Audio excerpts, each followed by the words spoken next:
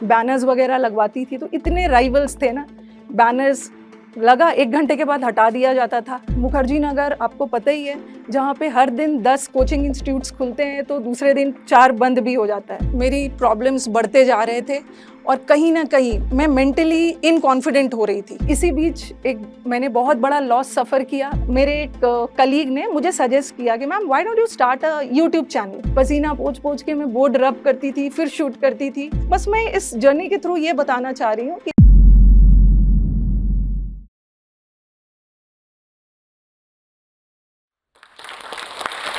हम लोगों ने काफ़ी सारी कहानियाँ सुनी होगी, जहाँ एक लड़की शादी के बाद अपने सपनों को पूरा नहीं कर पाती है। लेकिन आज मैं यहाँ एक ऐसी लड़की की कहानी सुनाने जा रही हूँ, जिसने शादी के बाद सिर्फ़ अपने सपनों को ही पूरा नहीं किया, बल्कि उससे भी कई चीज़ें ऊपर की हासिल की। अभी आप ये सोच रहे होंगे कि आखिर सब चीज़ अच्छा ही था, तो परेशानी कहाँ पे आई? ऐसा क्या हुआ कि आज मैं जोश टॉक के मंच पे हूँ? माय नेम इज़ रानी सिंह और मैं एक इंग्लिश एजुकेटर हूँ। मैं पिछले 12 साल से इंग्लिश पढ़ा रही हूँ, उन सारे बच्चों को जो वेरियस कॉम्पिटिटिव एग्जाम्स की तैयारी कर रहे हैं। And I am proud to say that I am a teacher. मुझे बहुत अच्छा लगता है कि आज मेरे स्टूडेंट्स डिफरेंट गवर्नमेंट एग्जाम्स में हैं। लेकिन तब से अब तक का सफ़र इतना भी आसान नहीं था। रास्ते में बहुत सारी मुसीबतें आई, दिक्कतें आईं, लेकिन मैंने उससे लड़कर अपने पेशेंस और परसिवियरेंस से उसको कैसे ओवरकम किया, आज मैं यहाँ पे यही शेयर करने वाली हूँ। अगर हम टाइमलाइन के शुरू में जाते हैं, तो मेरा जन्म जमशेदपुर में हुआ, जो कि झारखंड में है और इसको स्टील सिटी के नाम से भी जाना जाता है।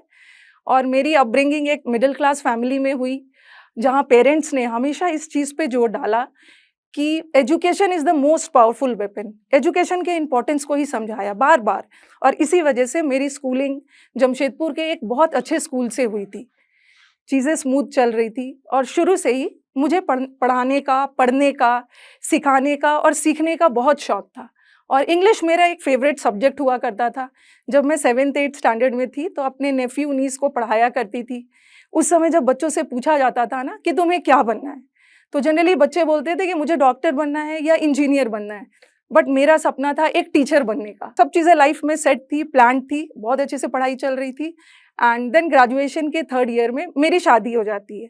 और बाकी सारे लड़कियों की तरह मुझे भी डर था, कहीं शादी के बाद मैं अपनी पढ़ाई को कंटिन्यू कर पाऊँ या ना कर पाऊँ। ओके, लेकिन लकीली मुझे बहुत सपोर्टिव इन-लॉज़ मिले।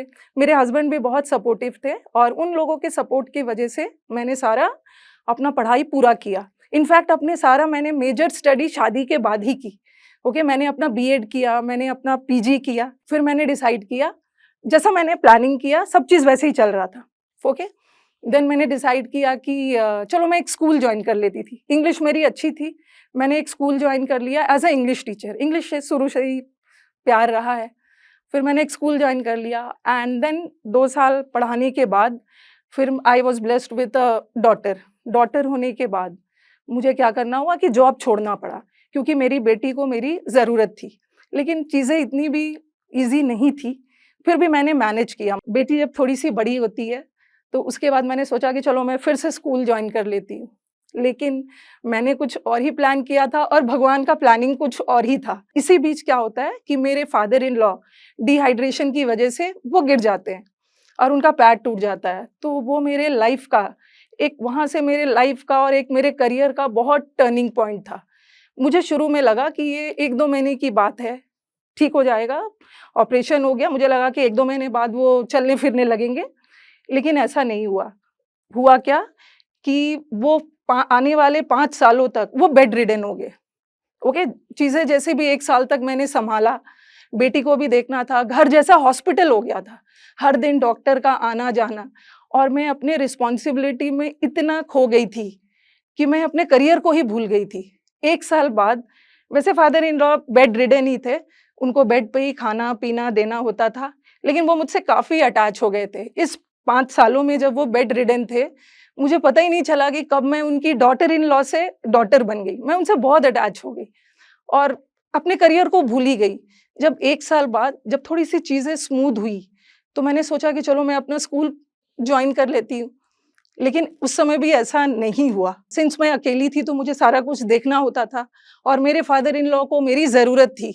ठीक है, आप करियर में जितना भी ग्रो कर लीजिए, बट एज़ अ इंडियन बहू मेरी रिस्पॉन्सिबिलिटी थी, मेरी फादर इन लॉ को मेरी ज़रूरत थी। मेरी प्रॉब्लम्स बढ़ते जा रहे थे और कहीं न कहीं मैं मेंटली इनकॉन्फिडेंट हो रही थी। मैं एक बहुत कॉन्फिडेंट पर्सन थी, लेकिन धीरे-धीरे मेरा कॉन्फिडेंस लूज़ हो रहा था। मुझे लगा कि मेरे करियर को एक फुल स्टॉप लग गया है। आगे मैंने जितनी भी पढ़ाई की है, आगे मैं उसको प्रॉपर्ली यूज़ कर पाऊँ या ना कर पाऊँ, तो मेरा कॉन्फिडेंस बहुत बुरी तरह से लूज़ हो रहा था। Okay and I was stuck, कुछ समझ में नहीं आ रहा था। तो फिर मुझे हस्बैंड ने मेरे सजेस्ट किया कि चलो कुछ ऐसा करते हैं ना कि घर से ही क्लासेस शुरू की जाए। उससे क्या होगा कि बेटी की भी देखभाल हो जाएगी और फादर इन लॉ को भी हम लोग केयर कर सकते हैं। तो मुझे ये डिसीजन बहुत अच्छा लगा। मैंने घर से ही क्लासेस स्टार्ट किया एंड देन आई डिड कि स्कूल के बच्चे आना शुरू हो गए पढ़ने के लिए और मेरी फीडबैक बच्चों के बीच में काफ़ी अच्छी आने लगी। फिर मैंने क्या कि मेरे कॉलेज के स्टूडेंट्स भी आने लगे। काफ़ी अच्छा से मैं लाइफ में ग्रो करने लगी। धीरे-धीरे मैं ग्रो कर रही थी। मेरे अंदर जो कॉन्फिडेंस मैंने लूज़ किया था, मेरे अंदर वो कॉन्फिडेंस आने लगा। उसके बाद मेरी फीडबैक को देखते हुए लोकल कोचिंग इंस्टीट्यूट से भी कॉल आना शुरू हो गया। तो मेरे लिए तो ये पॉसिबल था नहीं कि मैं 5-6 घंटा जा-जा के वहाँ पे पढ़ाऊँ। लेकिन मैंने क्या डिसाइड किया कि चलो मैं 1-2 घंटे तो पढ़ा ही सकती हूँ। ओके, मुझे थोड़ा-सा एक्सपोज़र चाहिए था। मैंने पढ़ाना शुरू किया, पॉपुलैरिटी बढ़ती गई, लाइफ में मैं आगे बढ़ने लगी। लेकिन इसी बीच एक मैंने बहुत बड़ा लॉस सफ़र किया। मेरे फादर इन लॉ की डेथ हो जाती है and that was a very big loss for me, क्योंकि मैं उनसे बहुत ज़्यादा अटैच हो गई थी। वो मेरे लिए मेरे बच्चे की तरह थे। मुझे इन 5 सालों में ऐसा लगा ना कि मैं एक बच्चे की ही केयर कर रही हूँ। बट ठीक है, लाइफ में जो होना रहता है वो तो होके रहेगा। देन आफ्टर हिज़ डेथ मैं दिल्ली मूव कर गई। मेरे लाइफ का एक सेकंड इनिंग शुरू होता है। दिल्ली मेरी कर्म भूमि बन गई। अब मुझे लगा कि काफ़ी लेट हो चुका है, अब मुझे अपने करियर को एक शेप देना है। ठीक है, मैं धीरे-धीरे ग्रो कर रही थी बट मुझे अभी और ऊँचा तक जाना है एंड मेरे हस्बैंड ने मुझे बहुत सपोर्ट किया। अब दिल्ली में मैंने बड़े-बड़े कोचिंग इंस्टीट्यूट्स में पढ़ाया, बड़े-बड़े रिनाउंड इंस्टीट्यूट्स में पढ़ाया। एक-एक बैच में 5-5, 700 बच्चे हुआ करते थे। एकदम जम के 5-6 सालों तक मैंने कोचिंग इंस्टीट्यूट्स में पढ़ाया और नॉन स्टॉप 8 से 9 घंटे मैंने क्लासेस लिए। मेट्रो से ट्रैवलिंग होती थी, मैं थक जाती थी। लेकिन वो थकावट मुझे फ़ील नहीं होती थी बिकॉज़ स्टूडेंट्स का जो एनकरेजमेंट था, स्टूडेंट्स का जो फीडबैक था, वो मुझे काफ़ी एनर्जी देता था। मेरी इंग्लिश जो है वो कॉम्पिटिटिव वाले स्टूडेंट्स के लिए है, बट आज के दौर में, ग्लोबलाइज़ेशन के दौर में कम्युनिकेशन स्किल्स का बहुत ज़्यादा इम्पोर्टेंस है और यहीं पे हमारे बच्चे लैग कर जाते हैं। कई बार ऐसा भी होता है ना, आपने इंग्लिश तो सीख ली, पूरा ग्रामर सीख लिया, पूरा वोकैब सीख लिया, बट बोलने में दिक्कत होती है। अगर आपको अपने कम्युनिकेशन स्किल्स को बढ़ाना है, तो आप जोश स्किल्स इंग्लिश स्पीकिंग ऐप को डाउनलोड करें और अपनी स्पोकन इंग्लिश को और भी एनहांस करें। Okay and then after 4 to 5 years मैंने डिसाइड किया कि बहुत मैंने काम कर लिया, अब कुछ अपना स्टार्ट किया जाए। अब यहाँ से मेरा असली स्ट्रगल शुरू होता है। मैं तो बहुत कॉन्फिडेंट थी कि मेरी मुखर्जी नगर में बच्चों के बीच में बहुत अच्छी फीडबैक है, तो मैं अपना कोचिंग इंस्टीट्यूट स्टार्ट करूँगी ना, तो मुझे भी 500-700 बच्चे एक बैच में मिल जाएँगे। मैंने अपना डेमो रखा पहला दिन और वो मेरे लाइफ़ का ना सबसे डिमोटिवेटिंग दिन था। मैंने अपना जो हॉल है उसमें 700 चेयर्स लगाएँ, ये सोच के कि मैंने तो कोचिंग इंस्टीट्यूट में पढ़ाया है और वहाँ 700-700, 800-800 बच्चों को पढ़ाया है।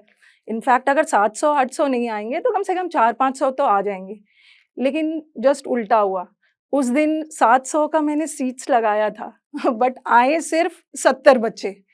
लेकिन थोड़ा निराश तो मैं हो गई, बट जहाँ आपके स्टूडेंट्स रहते हैं, स्टूडेंट्स को देख के एक एनर्जी लेवल आ गई। मैंने उस 70 बच्चों को 700 समझ के पढ़ाया, ओके और अपना बेस्ट दिया ये सोच के कि यही मेरे स्टूडेंट्स नेक्स्ट डे स्टूडेंट्स लेके आएँगे। क्योंकि जब आप हार्ड वर्क करते हो ना, तो कहीं न कहीं थोड़ा-सा देर-सवेर आपको सक्सेस तो मिलेगा ही। फिर मैंने अपना वर्क करना शुरू कर दिया और अब मुझे लगा ना कि जो मेरी क्वालिटी है, अब मुझे अपनी रीच बढ़ाने की ज़रूरत है।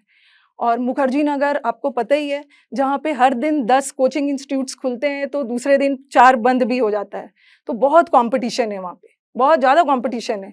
मैंने अपना प्रमोशनल एक्टिविटीज़ शुरू किया, बैनर्स वगैरह लगवाती थी, तो इतने राइवल्स थे ना, बैनर्स लगा 1 घंटे के बाद हटा दिया जाता था। और एक तो मैं कोचिंग वर्ल्ड में आप पता ही होगा कि थोड़े-से फीमेल्स की कमी है, तो थोड़ा जेंडर वाइज़ भी है लोग कि एक फीमेल क्या करेगी?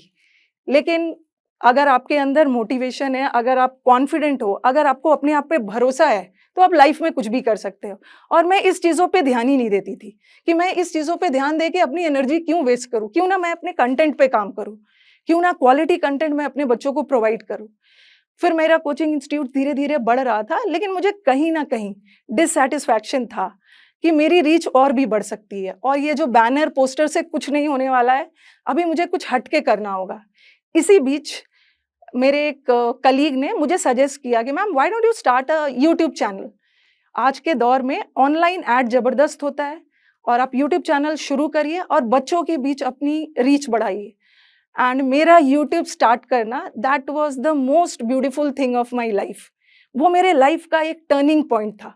मुझे यूट्यूब के बारे में ज़्यादा कुछ पता नहीं था, लेकिन फिर भी मैंने क्या किया, रिसोर्सेज की कमी थी। मुखर्जी नगर एक महंगा जगह है, हॉल्स के रेंट वगैरह भी काफ़ी हुआ करता था। मैंने मोबाइल उठाया, तब मेरे पास एक ओप्पो का मोबाइल हुआ करता था, जो आज तक बच्चों को पता नहीं चल पाया है कि पहला 1-2 साल आपका जो भी वीडियोज़ गया है, उस मोबाइल के थ्रू गया है।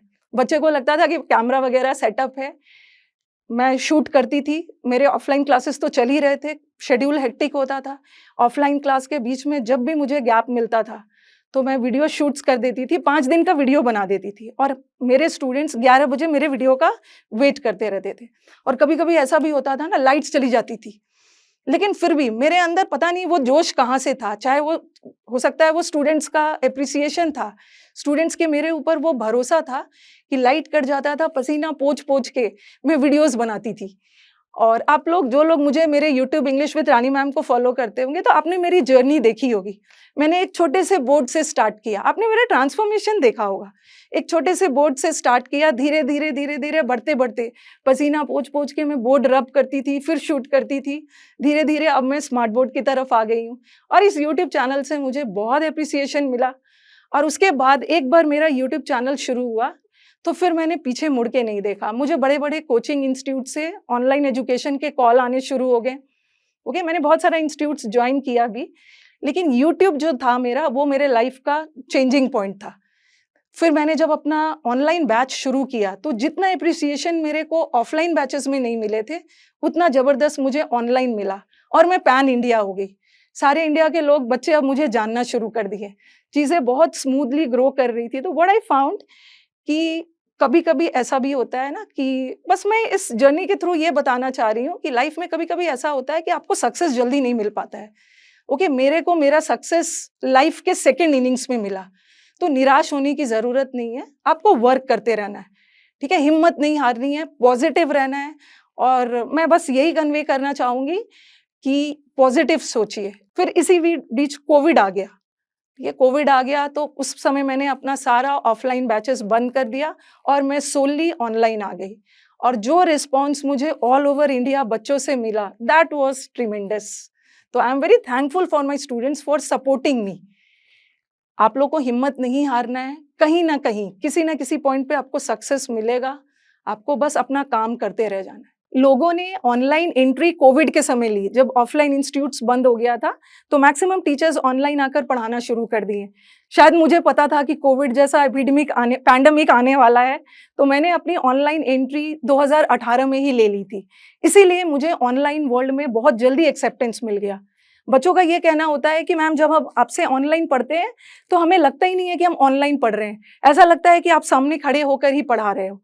और एक चीज़ और, ऑनलाइन में परसिस्ट करने के लिए आपको अपने कंटेंट पे काम करना होगा, ठीक है? क्योंकि बच्चों को आपको कंप्यूटर के सामने, लैपटॉप के सामने 1.5 घंटा बाँध के रखना है, तो आपको कंटेंट में दम होना चाहिए और मैंने अपने कंटेंट पे जम के काम किया।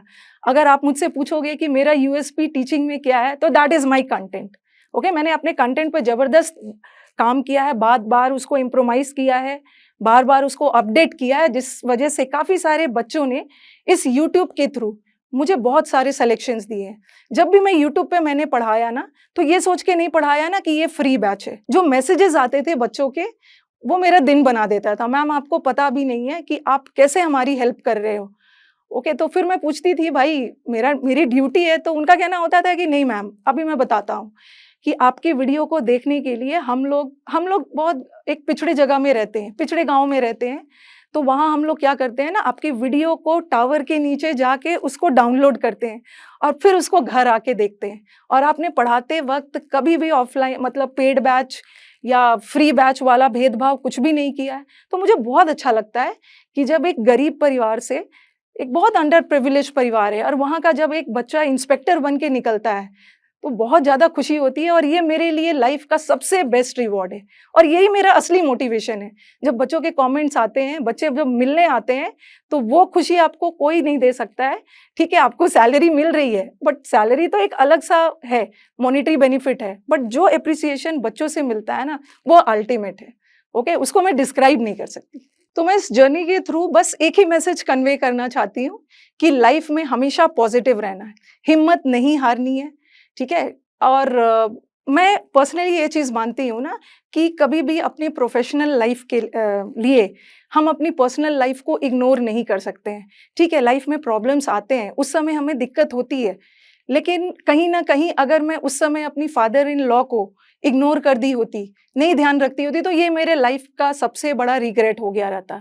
और शायद मुझे ये फ़ील होता है कि आज मैं जो भी हूँ, उनके ब्लेसिंग से ही हूँ, क्योंकि इन 5 इयर्स में ना उन्होंने मुझे बहुत ब्लेस किया है। तो बस लाइफ़ में आप लोग कॉन्फिडेंट रहिए, जो 3 पीस होते हैं लाइफ़ का, पेशेंस, परसिवियरेंस और प्रैक्टिस। ये आप लगातार करते रहेंगे तो आप सक्सेस क्यों नहीं पाएँगे? सक्सेस आपको कभी-कभी होता है, सक्सेस थोड़ा-सा लेट में मिलता है, बट मिलेगा ज़रूर। अपने पे कॉन्फिडेंस रखिए और लाइफ़ में आगे बढ़ते रहिए। Thank you very much. It is said that when you educate a woman, you educate an entire generation. नारी सशक्तिकरण पर ये पंक्तियाँ हमारे दिल को जोश और हिम्मत से भर देती हैं। ऐसी ही हिम्मत भरी कहानी अभी हमने सुनी जोश टॉक्स पर और हमें उससे काफ़ी प्रेरणा भी मिली। ऐसी ही कहानी है लक्ष्मी जी की, जिन्होंने CS करके बड़े शहर में वो आए जॉब का सपना लेके, पर उन्हें यहाँ जॉब नहीं मिल पाई। पर उन्होंने हिम्मत नहीं हारी, जोश के साथ उन्होंने कम्युनिकेशन स्किल्स पर काम किया और आज एक बड़ी कंपनी में वो काम कर रही हैं।